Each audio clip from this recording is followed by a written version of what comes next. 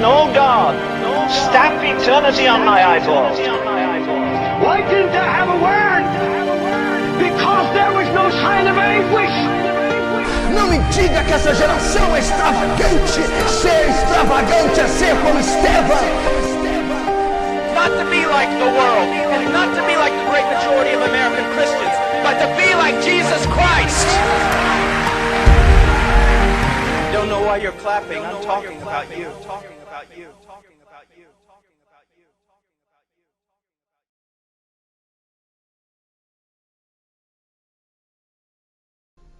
you. Men and women, when they're truly awakened,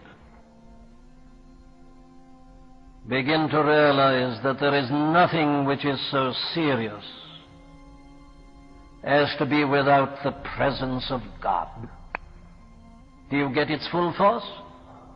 God was sending them to the promised land. God was saying, go up. I've promised you the land of Canaan. I'm going to give it you. You shall go to the land flowing with milk and honey. I'll send my angel before you to destroy these enemies, these Amorites, these Hittites, Perizzites, Canaanites, Hivites, and Jebusites. Go on. Go up to your promised land. I've brought you out of the captivity of Egypt. I'm sending you on. Go ahead. Lead them, Moses. I'll send an angel with you. And the people said, no. If you're not coming with us, we don't want to go. Now that's the essence of spiritual understanding. And that's the thing, my dear friends, that you and I have got to come to. You see, here were a people who suddenly awakened, came to this tremendous, profound realization that to be given every other blessing is of no value if God isn't with you. What's the value of Canaan? What's the value of milk and honey? What's the value of having possessions if you are not with us? They saw that the realization of the presence of God, having His fellowship and company, was infinitely more important than everything else. Need I apply this to the church today? You can have successes over your enemies, you know, without this great realization of God in the midst. Oh, yes. There are angels who can do that for us. Destroy certain of our enemies. Take us to the land. We're in Canaan. We've got the milk and honey. Yes, everything seems to be all right. There's an appalling verse in Psalm 106 where we are told to the children of Israel, God granted them their requests, but sent leanness into their souls. You can have an outward prosperity and affluence. The church may seem to be doing remarkably well. Good finances, good figures, successes, conversions, enemies defeated, everything going well. And the newspapers report it. The Christian newspapers report it. It all seems to be marvelous. But the appalling question I ask is this: is God in the midst? Is He really amongst us? Are we aware, as we should be, of His glorious presence? That's the thing that got these people.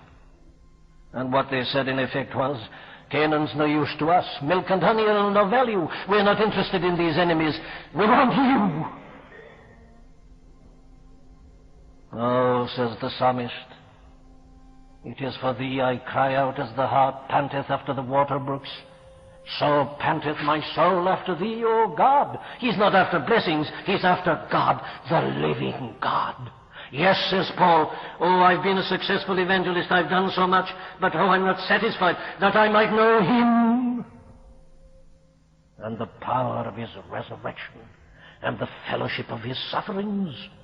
No, they said, we can't go on without you. The presence of God is essential. They came to that realization. And as I say, their realization was that no outward prosperity and no type of success can compensate for the absence of God. What shall it profit a man though he gain the whole world and lose his own soul? Christian people, I'm not asking you this morning whether you're living a good life. I'm not asking you whether you're happy. I'm not asking you whether you read your Bible and whether you pray. I'm not asking you whether you're active in church work or in some other form of Christian activity. What I'm asking you is this: do you know God? Is He with you? Is He in your life? Is He in the camp? Or are you traveling on with God, as it were, somewhere in the distance, given strength and power by His angel and by His leader and so on? But the question is, what of you in your personal relationship and your personal dealings?